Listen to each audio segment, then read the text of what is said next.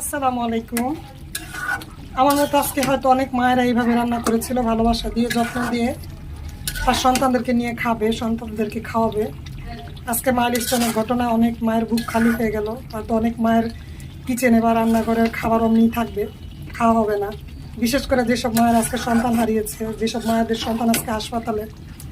যদিও বা কথাগুলো খুব সহজে বলতেছি, যাদের হারিয়েছে বা যাদের কষ্টে আছে, যাদের বাচ্চারা আহত হয়েছে, তারাই বুঝতেছে কেমন লাগে। আল্লাহ পাক তাদের কষ্ট সহ্য তৌফিক দান করুক। সবাই দোয়া করবেন এই শিশু বাচ্চাগুলোর জন্য। অনাকাঙ্ক্ষিত ঘটনায় কতগুলো জীবন কেড়ে নিল, কতগুলো জীবন আহত করে দিল, জানি না কার জীবন কেমন হয়ে যাবে। আল্লাহ পাক সবারই সুস্থতা দান করুক।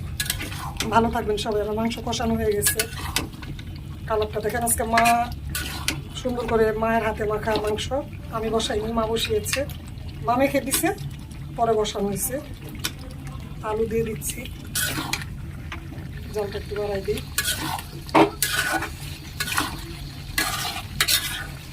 আল্লাহ হাফেজ। পরবর্তী ভিডিও নিয়ে আবার আসবো। ভালো লেগে থাকলে জানাবেন, কমেন্ট করবেন।